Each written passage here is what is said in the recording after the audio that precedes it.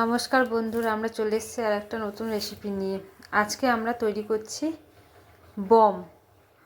এটার জন্য 500 গ্রাম ক্যাপসিকাম আর 500 গ্রাম টমেটো লাগবে। যত পরিমাণ ক্যাপসিকাম তত পরিমাণ টমেটো। আর লাগবে মটরশুঁটি আর পনির। আপনি মটরশুঁটি পনির দিতেও পারেন, না দিতেও পারেন, কিন্তু ক্যাপসিকাম আর টমেটোটা মাস্ট। প্রথমে আমরা পনিরগুলোকে একটু হলুদ মাখিয়ে সাদা তেলের মধ্যে ফ্রাই করে নেব। পনিরগুলো ফ্রাই হয়ে যাওয়ার পর কড়াইয়ে আমরা এবার যে শিমলা মির্চগুলো ছিল বা ক্যাপসিকাম ছিল সেটাকে দিয়ে দেব। এবার লবণ দিয়ে দেব।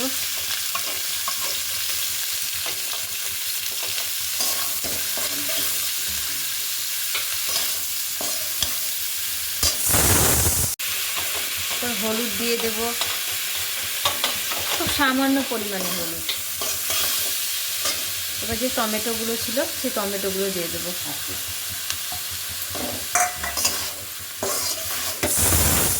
ভালো করে জল শুকিয়ে যাওয়া পর্যন্ত এবং সেগুলো ভালোভাবে সেদ্ধ হয়ে যায় সে পর্যন্ত অপেক্ষা করব। টমেটো এবং ক্যাপসিকামগুলো গলে গেছে, আমরা সেই মটরগুলোও দিয়ে দিয়েছিলাম, এবার মটরগুলোও গলে গেছে। এরপরে এর মধ্যে আদা রসুন কাঁচা লঙ্কা যে পেস্ট আছে সেটা দিয়ে দেব। আর ধনেকে ভেজে আমরা গুঁড়ো করে রেখেছিলাম সেটা এর মধ্যে দিতে হবে, কিন্তু সেটা এখন নয়, সেটা নামাবার সময়। এখন এটাকে ভালো করে মশলাগুলোকে একসাথে নিয়ে ভেজে নেব। আমাদের মশলাগুলো কষা হয়ে গেছে। এবার যে ফ্রাই করা পনির আছে সেগুলো এটার মধ্যে দিয়ে দেবো।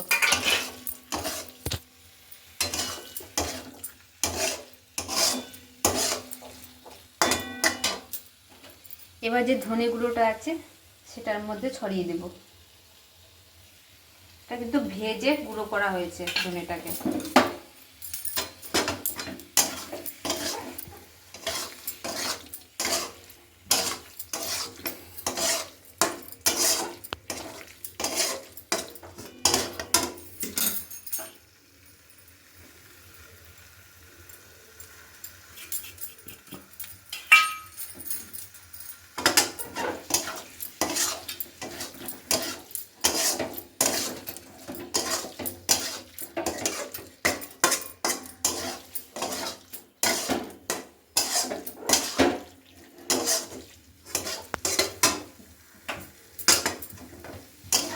আমরা একবারে কিমাটার মধ্যে যে জল আছে একদম জলটাকে শুকিয়ে নেব, তাতে আমাদের ভরতে সুবিধা হবে।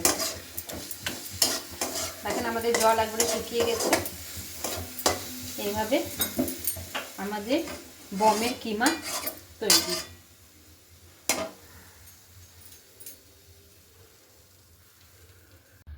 দুটো স্লাইস পাউরুটি নিয়ে সেটাকে বাটি বসিয়ে গোল করে কেটে নিয়েছি এবং ময়দাকে লবণ আর তেলের ময়াম দিয়ে ভালো করে মেখে নিয়েছি।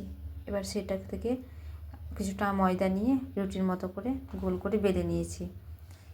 এবার এক পিস পাউরুটি বসিয়ে তার উপর যে ক্যাপসিকাম টমেটোর কিমা ছিল সেটাকে দিয়ে দিয়েছি। তার উপরে আর এক পিস পাউরুটিটা বসিয়ে এবার শাড়ির মতো করে সেটাকে মুড়ে নিব।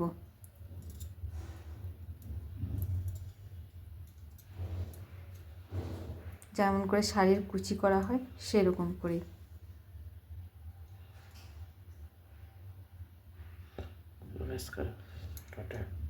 এবার সেই পাউরুটিটাকে ভালো করে তেলের মধ্যে সেঁকে নেব বা ছেঁকে নেব। দেখেন কি সুন্দর গোল লুচির মতো ফুলে এসছে।